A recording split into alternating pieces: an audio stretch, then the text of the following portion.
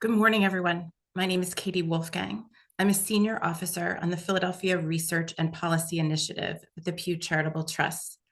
Together with my colleagues and our partners, I'm thrilled to welcome you all to this morning's webinar, Unlocking Regional Growth, How Higher Education Can Prepare Area Residents for Quality Jobs. We are especially lucky to be co-hosting with so many wonderful partners. I would like to thank the Chamber of Commerce for Greater Philadelphia, and especially the leadership and membership of their Regional College and University Presidents Alliance. I'd like to thank Brookings, the entire team, and especially those who will be with us this morning to give a fantastic presentation. And finally, I would like to thank the members of the Southeastern Pennsylvania Economic Collaborative. This is a table of workforce and economic development leaders from Bucks, Chester, Delaware, Montgomery, and Philadelphia counties. They have been working together over the past 2 years. It is their partnership and commitment to our region that was the kickstart to the data that you're about to hear today, and they are the table through which this work will move forward. I'm going to spend just a minute now going through our agenda, and then we'll get started right away.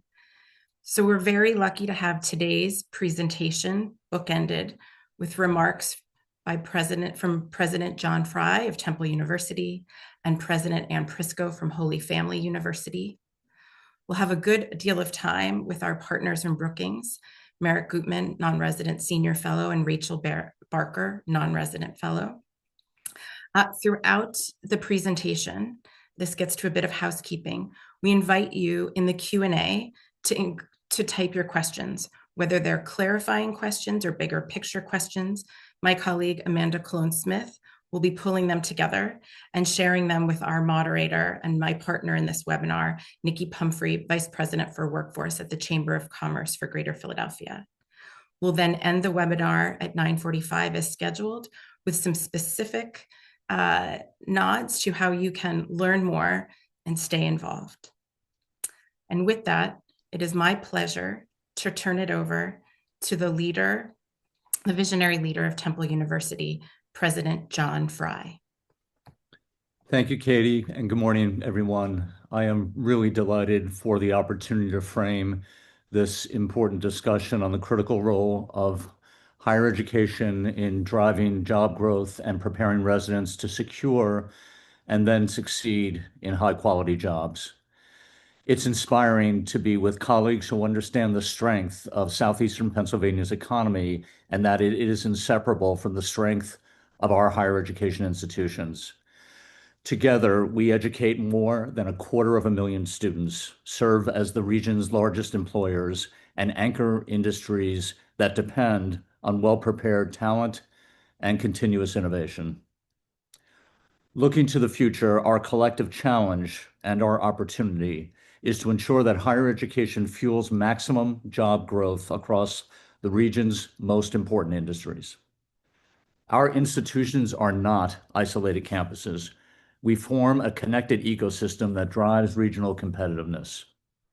When employers evaluate Southeastern Pennsylvania as a destination for growth, they assess the strength of our talent pipelines and our research capacity. We know our region has the assets. It is imperative for us to align and scale them to meet the needs of employers, and most importantly, to pave the way for economic mobility. We do this for local residents as much as for students from around the country and around the world who fall in love with Southeastern Pennsylvania and decide to make this region their home. Workforce mobility depends on clear, navigable pathways, stackable credentials, seamless transfer agreements, and applied learning in real-world settings. By aligning our programs with employer-validated skills, we deliver not just degrees, but durable economic opportunity. Our region succeeds when our institutions act collectively, aligning talent development, expanding research impact, and building the workforce that will fuel a thriving regional economy. Our research universities are already producing breakthrough discoveries in the fields that you'll hear more about today. Imagine the outsized impact we could have if we deepen cross-institutional research partnerships, joint labs, regional innovation clusters, and commercialization hubs and innovation districts that leverage the strengths and address the needs of growing industries. These kinds of collaborations can catalyze new companies, attract investment, and create thousands of quality jobs in fields that define the future economy of southeastern Pennsylvania. I look forward to continuing the conversation started today with those who are in attendance and with your colleagues and your partners. Together, we can ensure that higher education remains the most powerful engine of opportunity, innovation, and job creation in southeastern Pennsylvania. Again, thank you for the chance to frame the significance of today's presentation and discussion. And with that, I am pleased to turn the program over to Nikki Pumphrey to get things started. Thank you. Thank you, President Fry, for those grounding remarks. My name is Nikki Pumphrey. I serve as the Vice President of Talent and Workforce at the Chamber of Commerce for Greater Philadelphia. And at the Chamber, our mission is to champion business growth and job creation so everyone in our region can thrive. As President Fry so well noted, higher education sits at a really critical intersection between a strong regional economy and access to opportunity. The Chamber is pleased and proud to convene the Regional College and University Presidents Alliance, supporting senior leaders that are at the helm of this industry and helping to do just that. This year, we are proud to have that organization, that group, chaired by President Ann Frisco of Holy Family University, who you'll hear from a little bit later. We've also been pleased to partner over the last couple of years with Pew, Brookings Metro, and members of the Southeastern Pennsylvania Economic Collaborative to begin building shared strategies for quality job creation and access to those opportunities. And so with that, it is my pleasure to welcome Rachel Barker and Merrick Gutman, who will share more about the process of the market assessment, what is in that plan, and our path forward. Rachel and Merrick. Thank you for that, Nikki, and good morning, everyone. It's really an honor to be here with you all this morning and share some themes and findings and next steps from our work over the past 2 years, along with several other colleagues with Pew Charitable Trust and with the broader Southeastern Pennsylvania Economic Collaborative to explore how regional economic development and workforce development collaboration, recognizing that our incredible industries and talent pool and other assets in this region span beyond any single jurisdictional boundary, can help us deliver stronger and more inclusive economic growth. To jump in, want to situate you all in this work that we have been undertaking for the past couple years, and then we'll get into some of the, again, themes and findings and implications for the higher education and workforce systems. So over the past 2 years, we have undertaken a comprehensive process of doing a quantitative and qualitative market assessment to understand the state of the regional economy in southeastern Pennsylvania, thinking about both the performance of our industries and the outcomes for our residents and workers. That culminated in a published report available on the Brookings website that was published in July of this year. And the real outcome of that work was identifying a set of 3 priority industry sectors that our analysis found have the potential to both spur ongoing economic growth in this region and provide greater access to quality jobs. So opportunities for workers, including those without a bachelor's degree, to have family-sustaining opportunities for themselves. That has led us into, over the course of the summer and fall, an interactive process of engaging with additional firms, additional sector intermediaries, additional education and training folks to identify what are the real tangible tactics that can be put into place to spur greater growth and greater access in these industries. So we are at the stage now of wrapping up those specific strategies and tactics. They will be made public in a published report at the end of the end of the winter and sort of the April time period.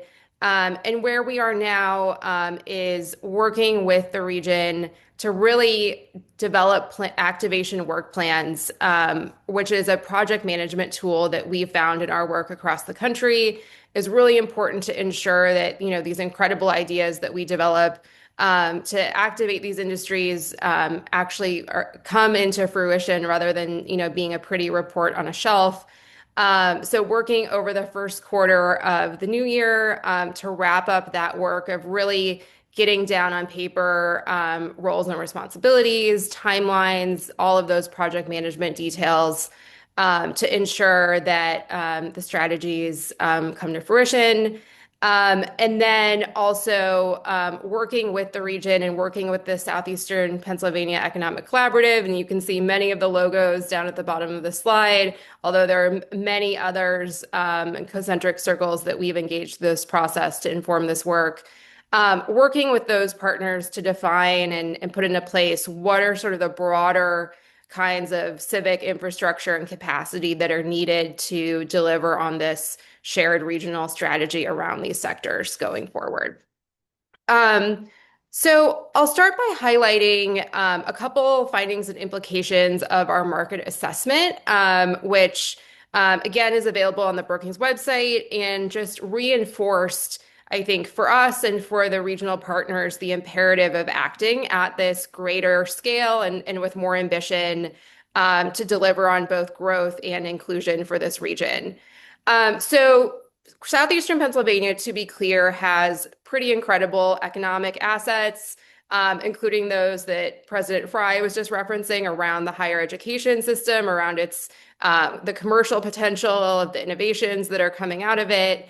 But at the same time, I think we need to be clear-eyed about some economic challenges in this region, both on the growth side and on the inclusion or economic mobility side.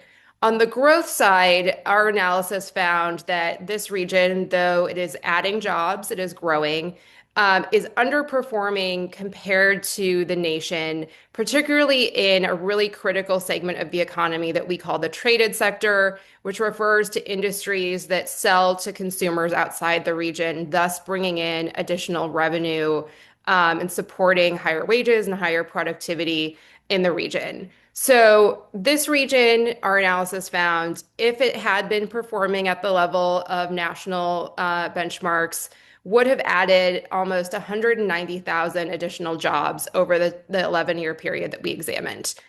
Breaking down that further, about 100,000 of those jobs would have been these really critical traded sector jobs, and 70,000 of those would have been what we call opportunity jobs, which again are those family-sustaining quality jobs that support workers in really thriving.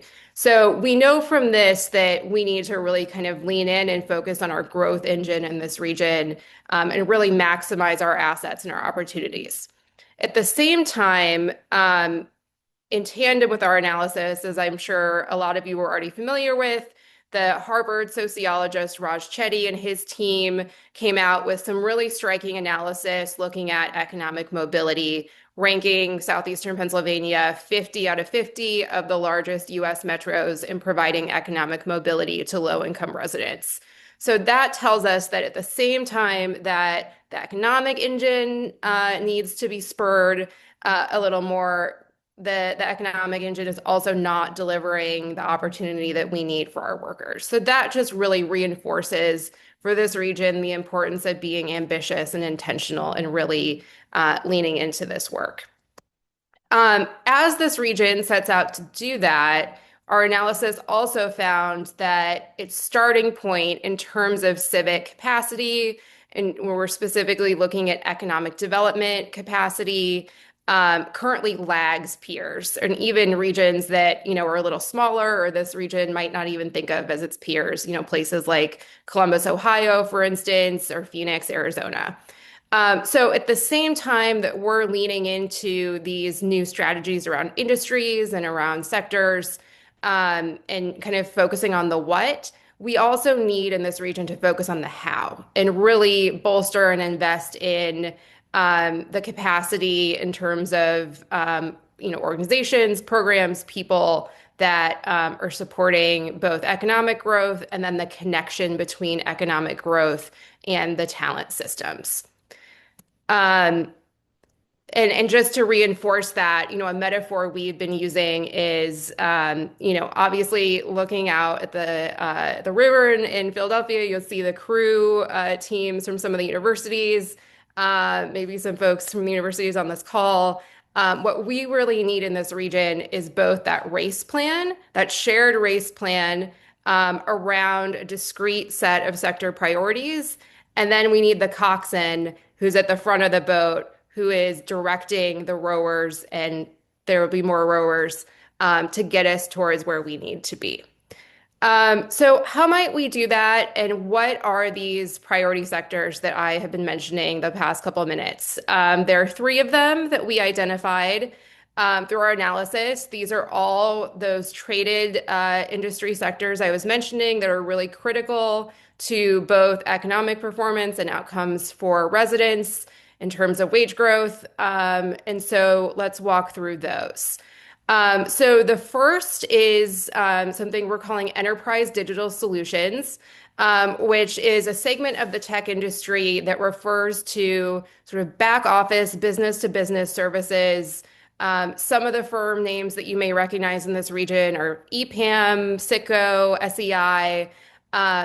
Some of this has been a little under the radar because it is business to business, sort of back office. It's not necessarily the flashiest segment historically of the industry, but it is a place where this region has a really distinctive niche that we think has the potential to be bolstered even more through more focused attention.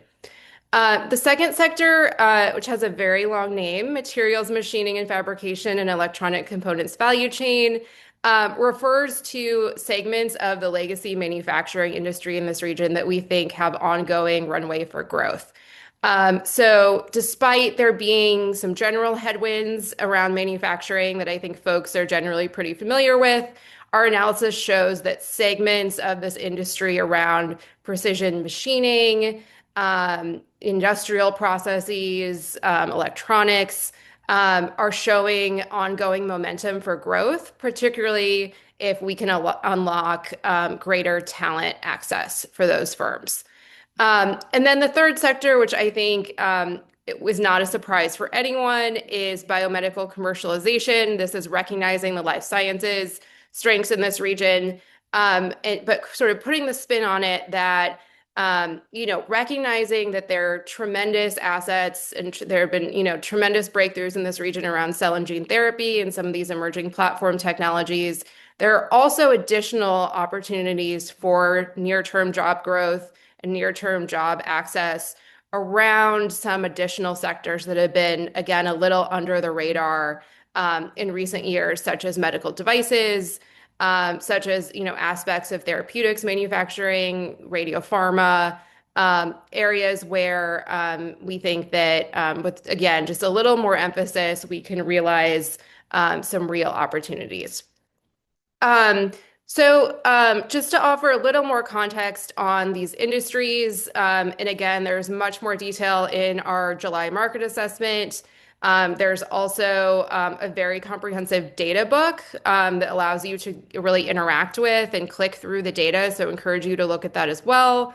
But when we think about these industries, again, materials, machining, and fabrication and electronic components value chain, it's about 26,000 jobs, is growing about 3.8%. So not a huge rate of growth, but again, we see here the opportunity to work with some of these SME manufacturers, like you see the logos here on the screen, to maintain their presence in this region, expand, and connect more workers to these jobs. Enterprise digital solutions is about 40,000 jobs, growing more quickly. I think one thing that's really important to note with this sector is a lot of times when people hear tech, they think These are jobs for college graduates, are not necessarily accessible. Our analysis found that in this segment, about 40% of the jobs actually are accessible to workers without a four-year degree, in part, and also relating to resilience to AI and technology, because many of these jobs in this category are not just tech development, they're actually sort of tech customer service, working with clients to apply the platforms to the distinctive needs of their firms in more of a sales and customer service capacity. And then again, the last industry is looking at this segment of life sciences, where we think there's untapped potential to deliver job growth by taking this yes and approach to focusing on both the exciting, cutting edge emerging tech platforms like cell and gene therapy, plus some of these other targeted areas like medical devices, where again, there's been less emphasis in recent years. So how might the region go about advancing these industries? Again, the published strategy report will be coming at the beginning of April. But to give you a sense of where things are landing and how sort of the higher education and talent systems might plug in, we wanted to give you a preview while we're together here today. For all of these, I think you'll see a common theme is enhancing sort of integration and organizing around these sectors. And that's thinking back to that finding from our market assessment that we're, comparatively less invested in some of the economic development capacity sort of needed to sustain sectors compared to other regions. But that looks different across the sectors. So for the manufacturing segments, there are a number of manufacturing alliances in this region. They're already working with manufacturers. We think those need to be taken to greater scale and consolidated to be more effective in meeting these small and mid-sized firms across the region where they are, and giving them the services and supports they need to thrive. In the enterprise digital solutions space, that industry organizing is more around coalescing these firms around this shared identity of enterprise digital solutions. I was mentioning a few minutes ago that this has been both kind of an under the radar, in a sense, segment of the industry, and a sort of a new categorization of bringing these firms together. So a lot of the work is going to be around, really kind of coalescing those firms around this industry. And then in the life sciences space, we know there are a lot of really high capacity organizations that are already serving life sciences and doing really incredible work. It is more about bringing them together around a shared center of gravity to coordinate and join forces and ensure that all of that work is adding up to shared outcomes.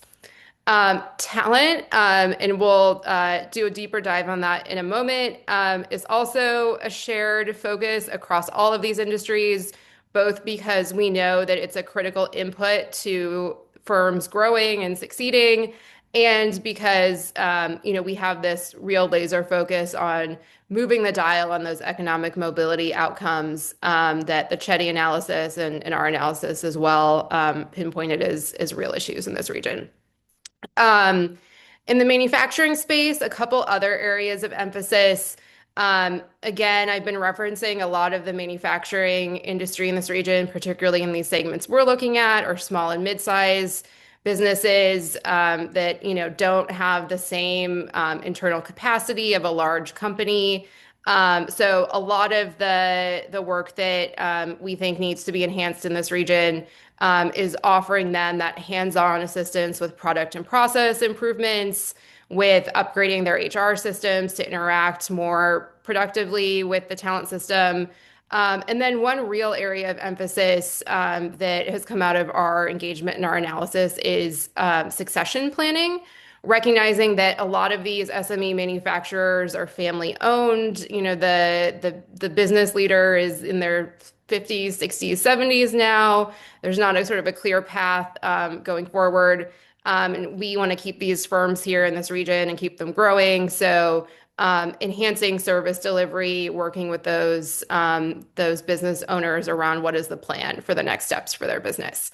And then also on the manufacturing side, on sort of more of the traditional economic development, business development, and land use side, just ensuring that all of our systems in this region are fully geared to support the growth of manufacturing, particularly around sort of land use policy, recognizing that there's in some cases competition for uses for different parcels, but also red tape in some municipalities and different areas of the region that we want to smooth out to ensure that it's as easy as possible for a manufacturer, if they're looking to expand or locate in this region, to find and build out the appropriate facility. On the enterprise digital solutions side, there's also a focus on just ensuring that these basic kind of economic development, attraction, retention, expansion activities are geared to serve that industry, and also supporting innovation and entrepreneurship activities. And then on the biomedical commercialization side, we'll go deeper on talent in a moment, but also encouraging action around improving capital access for entrepreneurs serving the sector, recognizing there's been a long-standing challenge in this region around retention of entrepreneurial ventures due to capital access challenges, thinking about how we can unlock more of that, more of those resources. And then, again, as I was mentioning, advancing sector diversification, where there's obviously been a lot of emphasis in recent years on these, again, really exciting cell and gene therapy and other emerging platform technologies, but thinking about what are the specific supports that could also move the dial in some of these other areas like medical devices. So with that, wanted to obviously, given our audience here today, do a bit of a deeper dive on the talent implications or elements of the strategy as we look across these three sectors. And so we've sort of broken this out into what might be the focus for the first 12 to 18 months of strategy implementation, where we want to, achieve some wins, also put into place, some longer term priorities as well following that initial 12 to 18 months.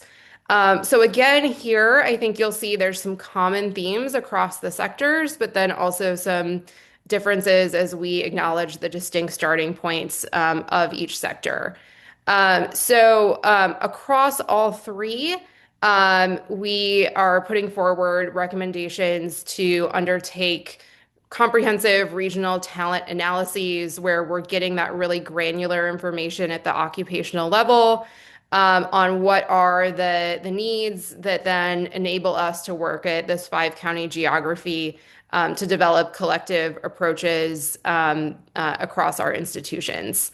In the manufacturing space, where we really heard from firms as we engage with them both through the research phase and the strategy phase that talent availability was the critical existential choke point in growth. We identified a number of what sound like fairly simplistic barriers, but we understand have proven difficult to surmount in practice that we are hoping with this collective regional effort can be overcome. So those include addressing gaps in equipment and space for training programs. We understand that many of the community colleges, many of the CTE and CTC providers around the region, have programs that are at capacity that we're putting out 15 graduates a semester or a quarter. We want to get that up to more than that and unlock the resources that enable those institutions to do that. Instructors are also another piece of that puzzle that we've heard that need to be bolstered. Also in this space, just ensuring that we're maximizing our mainstream resources focused on the sector.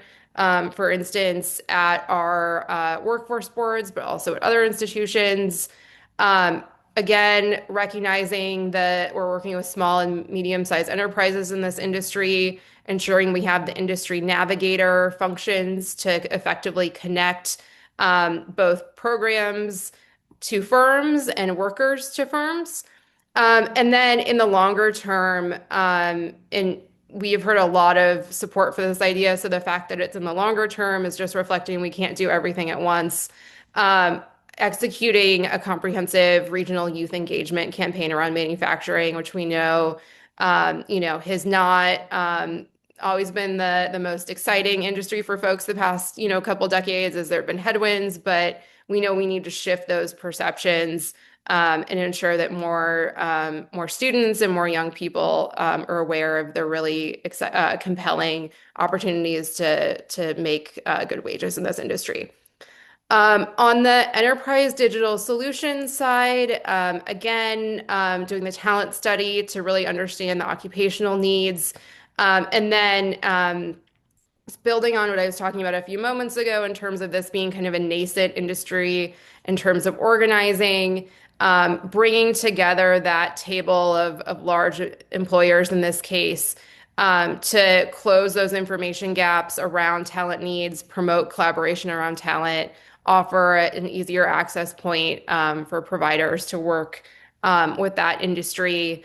In the longer term, some priorities around bolstering or having more emphasis in our regional talent attraction efforts around this industry, and sort of other efforts to scale programs up to meet this industry.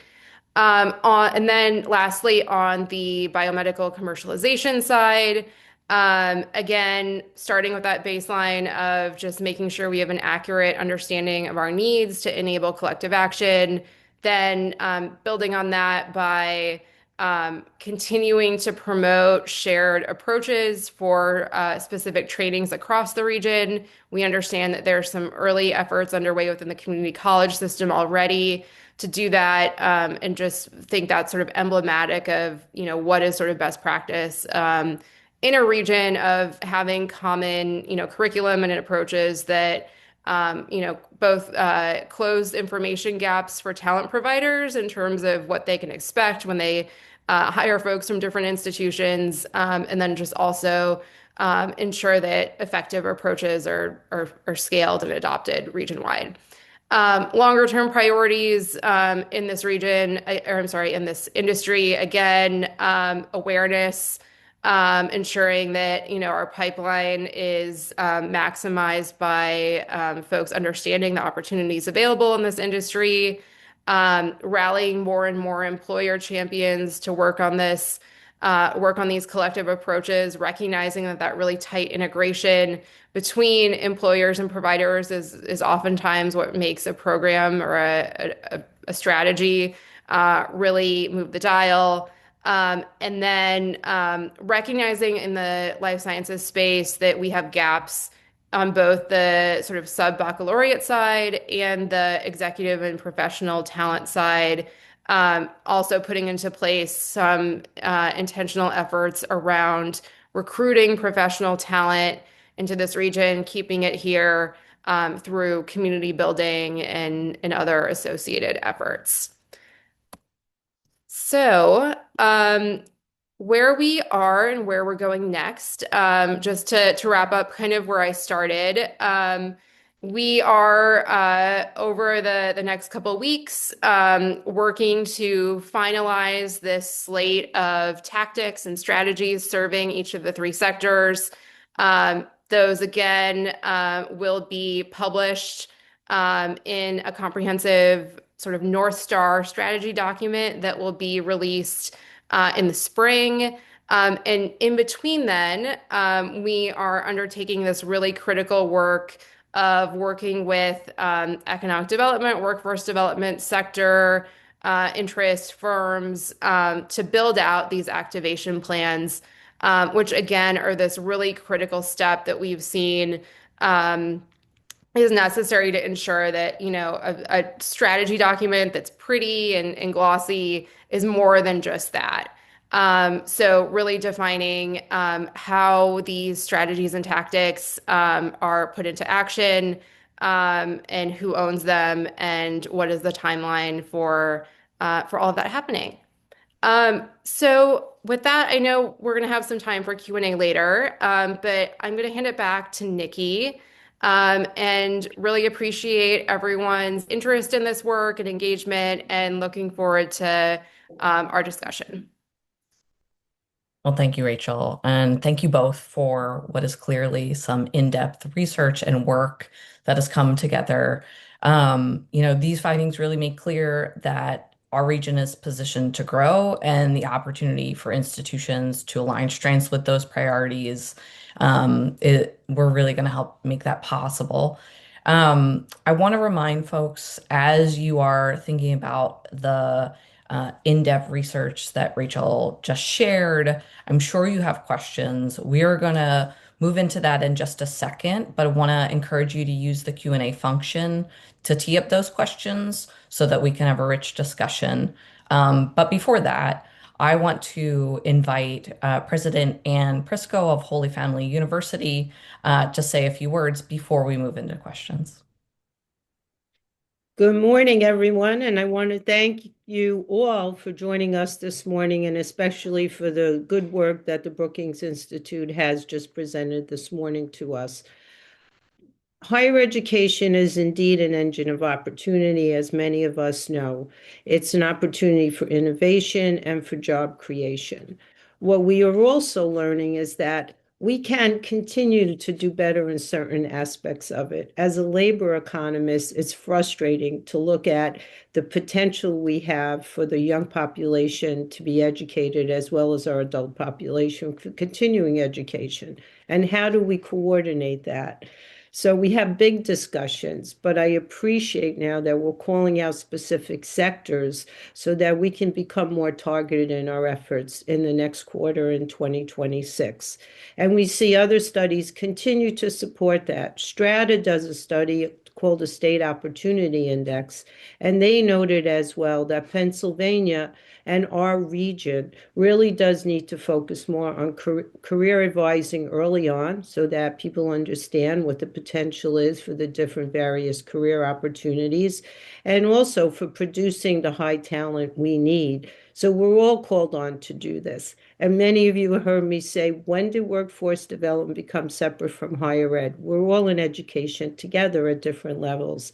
And it's interesting that just this weekend, the governor from Colorado is calling, as many of you know, there's been a call from the federal government to eliminate the Department of Education. He's suggesting we should form a Department of Higher Ed and Workforce Development, again, with this perspective that those things can work together, not separately. And so let's think about what each of your individual talents are to bring to the table. For example, Holy Family is uniquely positioned to support growth in the life sciences and perhaps even in digital enterprise solutions. So think about what are you most well suited at to prepare our residents for all the different opportunities that we're discussing today at the so many different levels of education that we're capable of providing. We just need to get our act together, so to speak, a little bit better in how we communicate all of that out. So again, I look forward to continuing the conversation. I keep encouraging us all to think about how we can contribute and how can we scale while also recognizing we need to do this in sectors if we're going to get really focused and get some work done. So thank you all. I look forward to hearing some of your questions. Well, thank you, President Prisco, always rooting us in other examples. And I think you're absolutely right in that now is really the moment to start to do that.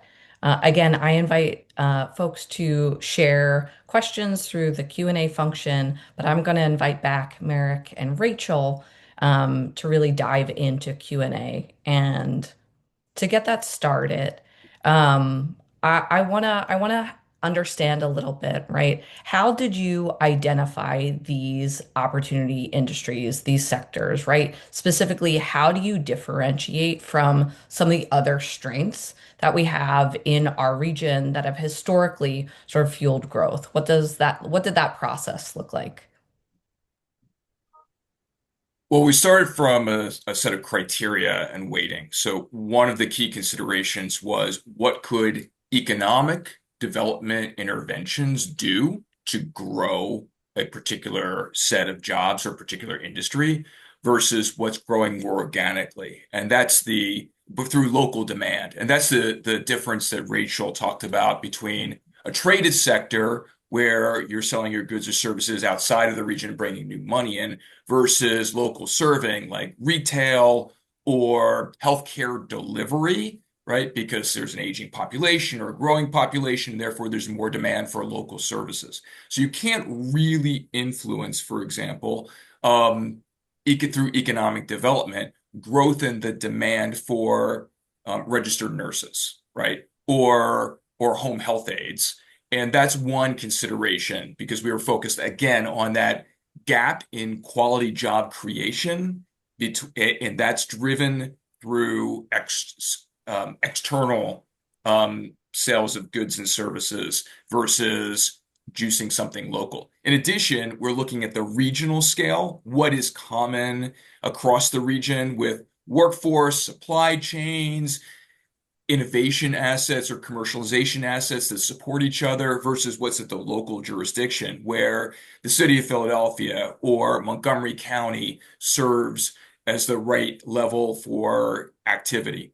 The third area is this concentration of quality jobs. And that's, as Rachel described, jobs that are accessible not just to people with 4-year degrees, but also with people who don't have a baccalaureate. And determining where those kinds of opportunities concentrate, because we have an economic mobility problem, particularly with people who don't have 4-year degrees, and this kind of national whole of middle skill, middle income job creation, that if you focus economic and workforce development, you can begin to influence together. So that's some of the parameters.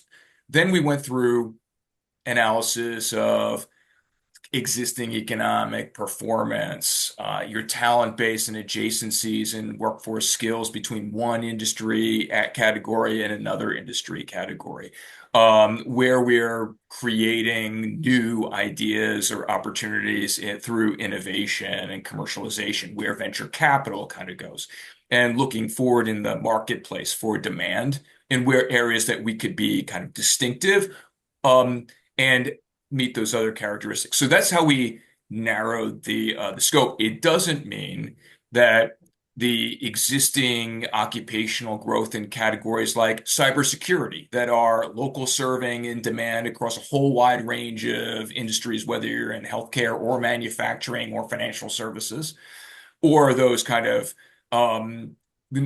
organically growing occupations aren't significant. Those are areas that just don't integrate economic and workforce development outcomes to improve the availability of quality jobs that are accessible to more people. Yeah, I think that's a really critical distinction, and I appreciate you sort of walking us through the process. I really want to lean into the role of higher education now, right? So, when we're thinking about near term, midterm, long term areas where higher education can focus, what does that look like? Rachel, I really appreciate you grounding us in the what are the talent strategies that are going to emerge from the overall strategy. But if you could really sort of zoom in now on the role of higher education and sort of what that planning could look like, I think that would be super helpful. Yeah, absolutely. So I think, as I was kind of getting at in the presentation, each of the sectors is at kind of a different stage of industry maturity, which is one thing we need to think about. In some cases, I think there are sort of talent pipelines that are already kind of in place, and we just need to juice them a bit more. And in some, there are kind of more nascent industry categories like enterprise digital solutions, where that industry hasn't really been engaged in that specific way before. So we're at an earlier stage of bringing those firms together and actually identifying what it is that they need. I think there's also some variability across these sectors in the role of sort of four-year institutions relative to community colleges and, high school CTE and CTC programs. I think in our manufacturing segments in particular, I think that may be an area where some of the two-year institutions and some of the high school programs are maybe a little more geared towards that. I think, in the four-year space, what we have seen be really effective in other regions is sort of the leadership that, for instance, Arizona State University in Phoenix has brought to the table in that region in just really leaning in to be part of these kind of economic development conversations. And, not, obviously, there are a lot of different elements of academia, and research is super important, for all the reasons we were talking about earlier in terms of why biomedical commercialization, for instance, is such a critical driver in this region because of that idea generation and discovery.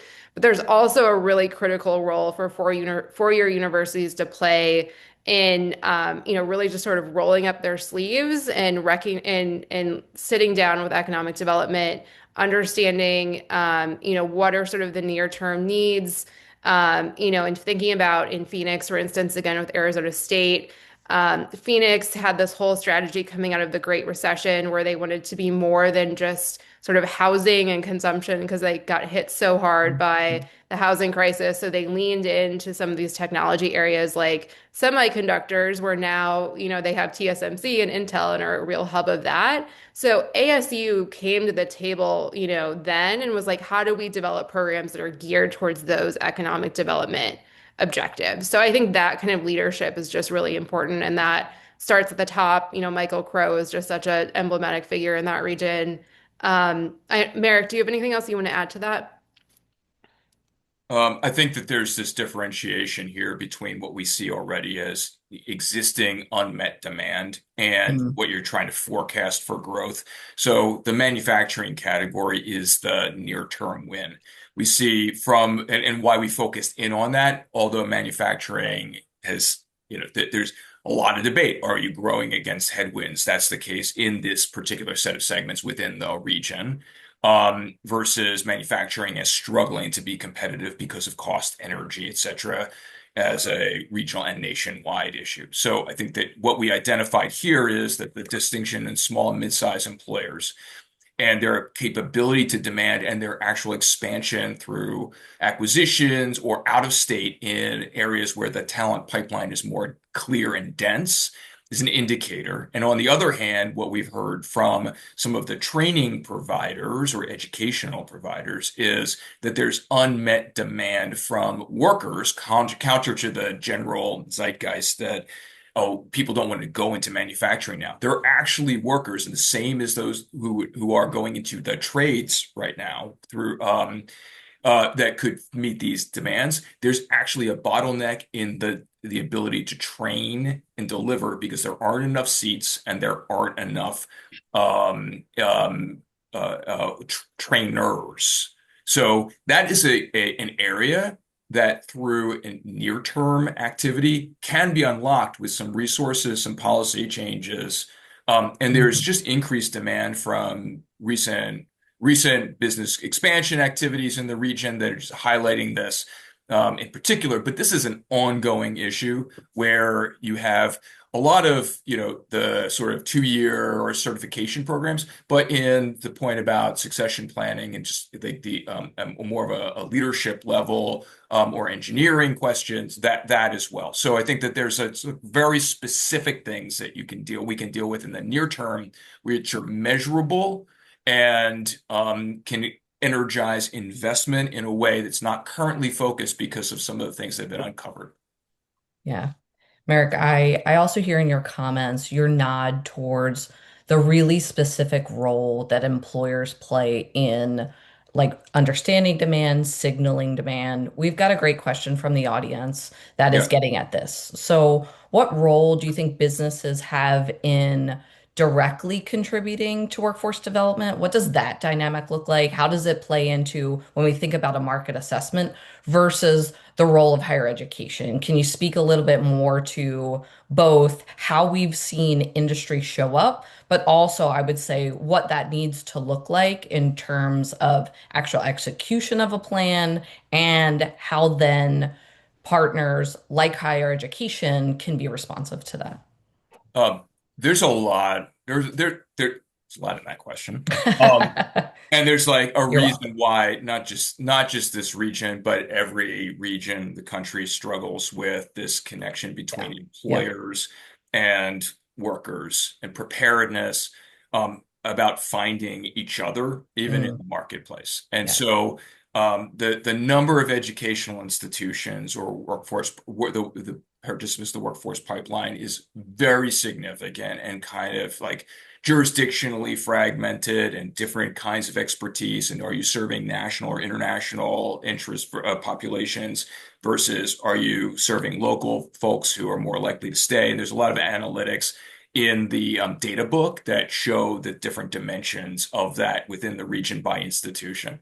Um, the role of the business community has been be more proactive and less reactive, expecting that talent is going to be produced and by and that it's not their responsibility to contribute to it. And the kinds of investments that the business community is making in places that are making more progress on this are in the durable and shared assets of the region. So, for example, I'm going to just narrow into the manufacturing category that they are co-investing in the seats and making available through detailees the training that's required when there are institutional constraints based upon policies of of pay scales and other things that make it difficult to bring into institutions people who are experienced and expert in a particular segment that's in demand in the marketplace.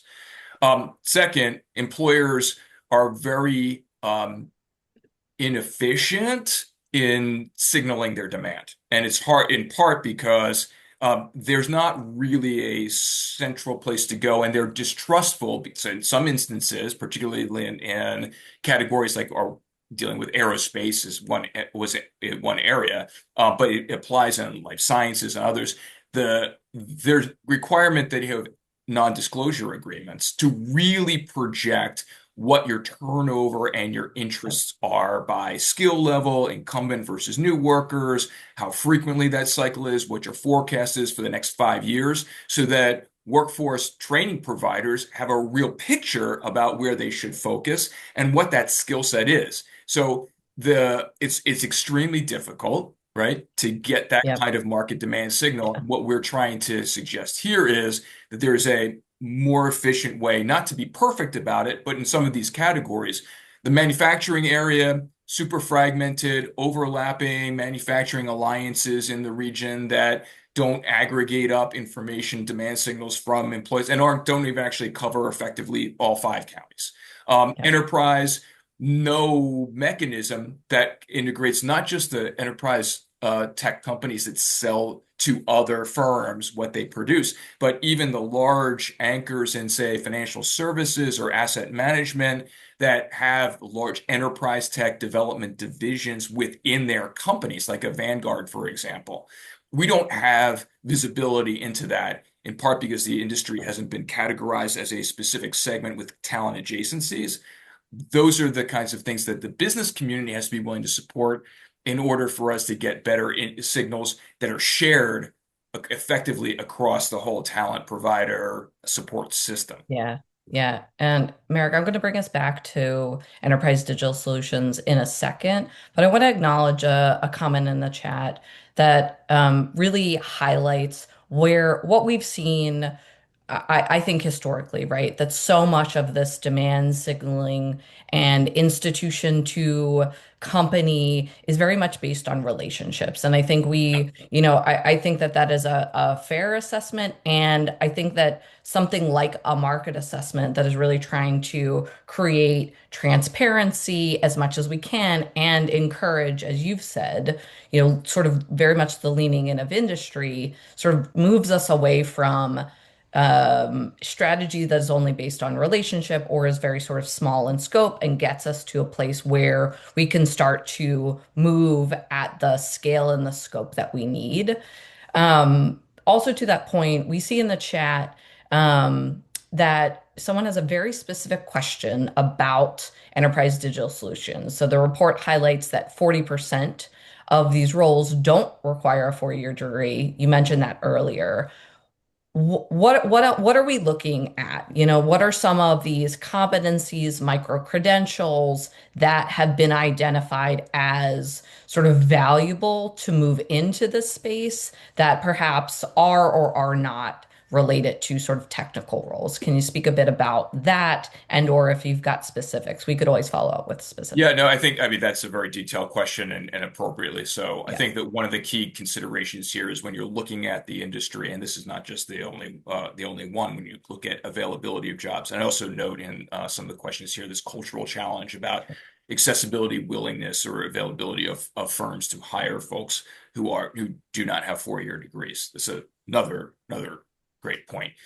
In this category, what we're looking at, and we should share out, make sure that everybody has the 2-page each kind of summary piece that says, what are we talking about? What are the characteristics that made this a focus area? And include some of the occupations that are sub-baccalaureate and baccalaureate plus that are concentrated offering up quality jobs. Those are not necessarily all technical jobs. Those include the kind of sales and service jobs, administrative functions in this industry area that actually are specialized in some ways because you have to acquire the knowledge that is specific to working with enterprise tech and the customers of enterprise tech, and in some ways are general, right? So if I'm in a field that is involved in sales and service, then some of those skill sets are highly transferable. And do you train for the particular elements of the enterprise tech, or is that a company responsibility to get you there? So I think that rather than be able to go into which micro credentials are the right ones, which is actually not entirely clear because of all the things we've identified in terms of knowledge and organizing and input from the firms themselves, we do have a better picture about what kinds of occupations comprise that are not only about like computer systems engineering. So I'm going to pass a little bit on answering that question super directly, but also identifying that we have to think more broadly about who fits into who's employed in the enterprise tech category and what kinds of jobs those are that are not solely about like technical computer systems integration kinds of jobs. I will say that they are very different, however, from what we normally look at as information technology jobs. And that is the base, like, am I managing your server in a particular firm, or your IT folks, or also very different from the kind of hardware or plumbing of making the cloud available, the emphasis of the state on creating more data centers, for example. That is not in this category. So I probably didn't answer the question completely and directly, but hopefully made progress.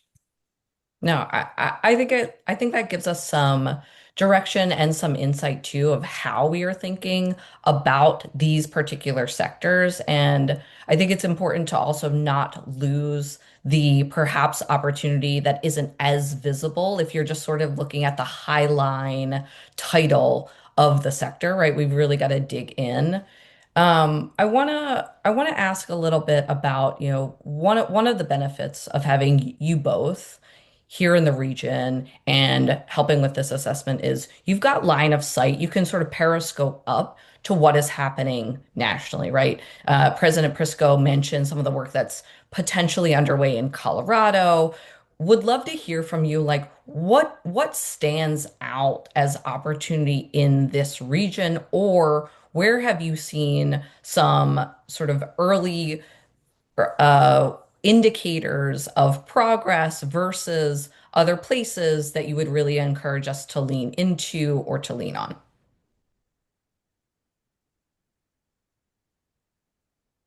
I think that there's been early indicators of progress around um, uh, sort of like in the biomedical commercial, which we haven't talked a ton about, the biomedical Yep. commercialization category, in part driven by the fact that the region was able to jointly secure a Good Jobs Challenge grant from the Yep. federal government.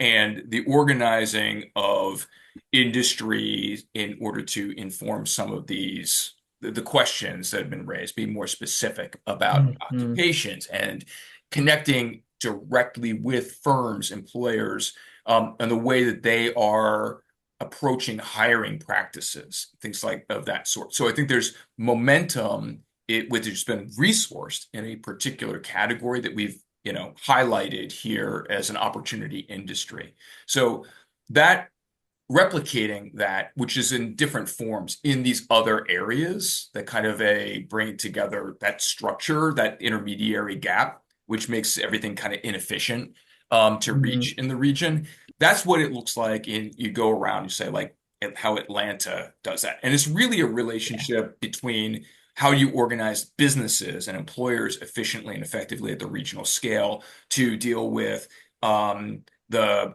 talent pipeline providers, whether they are Yeah. four-year degrees, two-year or junior college, community college degrees, or high school. There's so like something flash up here about in the Q&As about career and technical high schools having waiting lists.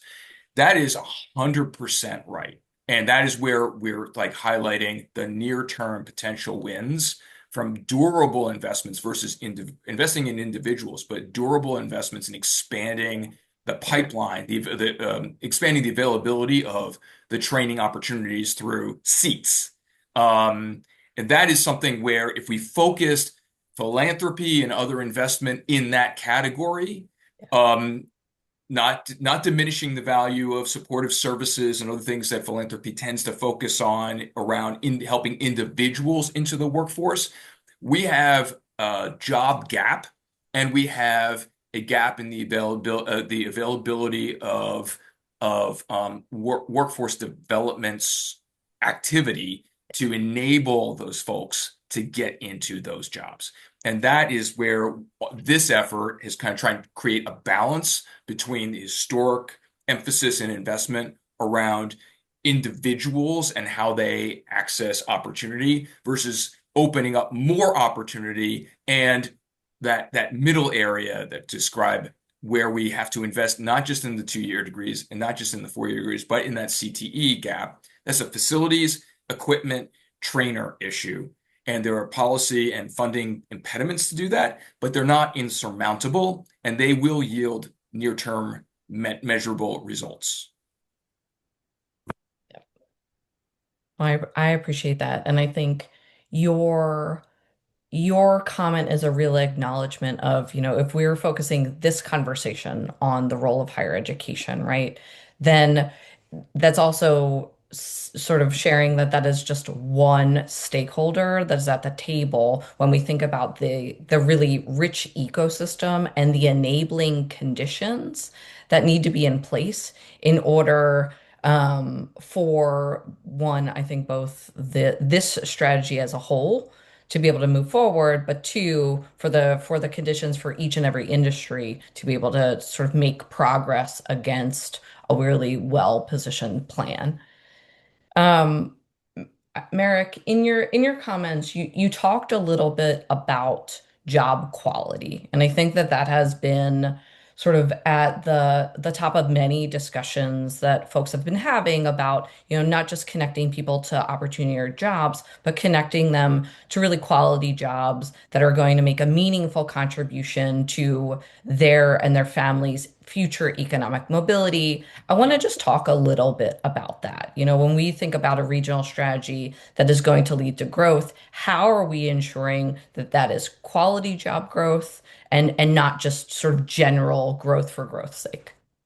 I think that a lot of this is emphasized where how everybody's measuring economic development success. Mhm. So the challenge in not just in this region, but other regions that have undertaken an effort that looks like this has been shifting the expectations and measures from job counts to job quality or from Mm. capital expenditures. Like, are we getting new investment in a region that juices construction for activity, which is not durable versus like it's advantageous, but it's really driven by like these traded sector economic development. In our analysis, if we had kept pace with just our national benchmark over the past 10 years, we would have had 70,000 more based on our industry mix. 70,000 more of those traded sector jobs that met this quality job standard. And the question with like, what is our quality job standard?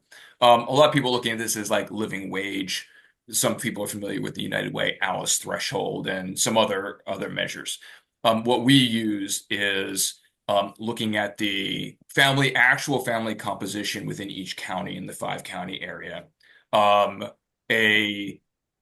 living wage plus, so incorporating in emergency savings, but also incorporating in wealth building savings, retirement, off of a retirement target that could be used toward buying a house or paying for education without debt or starting a business, all those factors. It's still not super generous, right? It's still pretty thin, but we're not ending up as a living wage standard does with net zero at the end of the month. We're accumulating and saving again for emergency issues.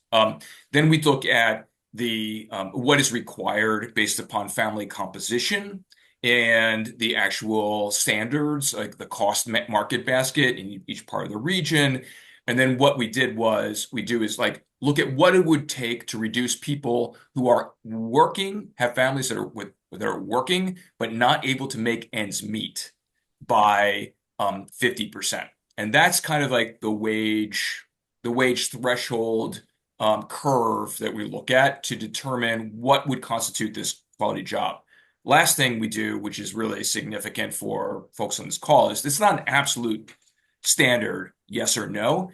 There's actually jobs, if you track people through their career progressions, which are not all vertical, but also kind of across industries and changing from retail into financial services into something else over time, that in 10 years, does a particular job get you to a standard that has that wage level, that offers health insurance from the employer as a proxy for other kinds of investment, and that is durable so that in another 10 years, you're able to have that kind of self-sufficiency for your family set. So it's that combination of factors. It's not solely a wage factor, but also a benefits and durability and progression as you model how people move in their careers.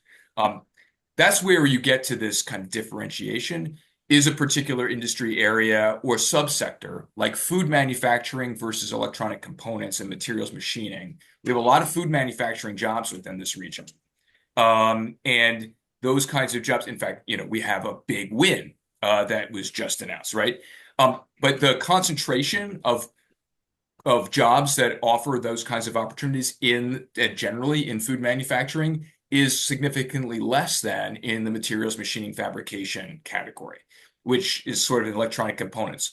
So that's like, if you're going to put in your economic development efforts, where do you concentrate those? That's the choices that we're trying to help push for people to emphasize, and why we came up with these particular subsectors for growth in terms of emphasis of your limited time and money that's available for economic development activities.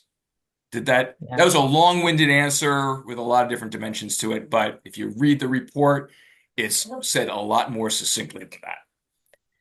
I think that's a great way to close it, Merrick. And truly, I think both of you, Rachel, Merrick, you've given us so much insight into not only, sort of what this market assessment says, but, the ways in which we are going to need to be able to continue to contribute in order for this to move forward as a region. So I want to thank you both for the research and for your time today. I'm going to bring back up my colleague, Katie Wolfgang, and we are going to move forward with closing us out. And thank you all for your time today. Join me, Katie.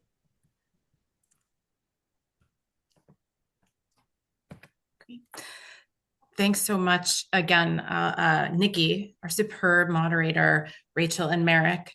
As we started at the beginning and as we heard in the call to action from both President Fry and President Prisco, there's lots of good work ahead. And so there's two things that we want to really emphasize. First, there's many opportunities to learn more. Shortly after today's webinar, anyone who is pre-registered will get access to the slide deck and links to all of the various publications and data referenced today. Early in 2026, we'll be posting the full webinar on our website at Pew, along with a summary of main points made. And so we hope that you'll share that. Second, we're gearing up to do another webinar at some point in late February, lessons from the field, benefits of a regional growth strategy. So hearing from people around the country who've taken on a work similar to ours, what they've learned and what they've accomplished. You can be on the lookout for more details on that very early in the new year. And then as Rachel shared, the regional growth strategy will be published in April, and both leading up to that and for a long time after that, there will be many opportunities for us to really dig into the work that was talked about today. In terms of getting involved, I want to turn it over to Nikki. Yeah. Well, thanks, Katie. And I just want to thank everyone today for your thoughtful discussions and questions. We're really looking forward to continuing this conversation, as Katie shared, in more targeted, action-oriented forums. Many of the tables that got you here today, whether that be the College and University Presidents Alliance, Councilman Thomas's Task Force on Higher Education, will be the places and the spaces where we engage first. But Katie and I have also included our emails here for other specific questions. And we're really looking forward to working with many of you here today to translate these priorities into real progress for the region. So with that, I want to thank you and hope that you all stay safe and warm and be safe traveling today.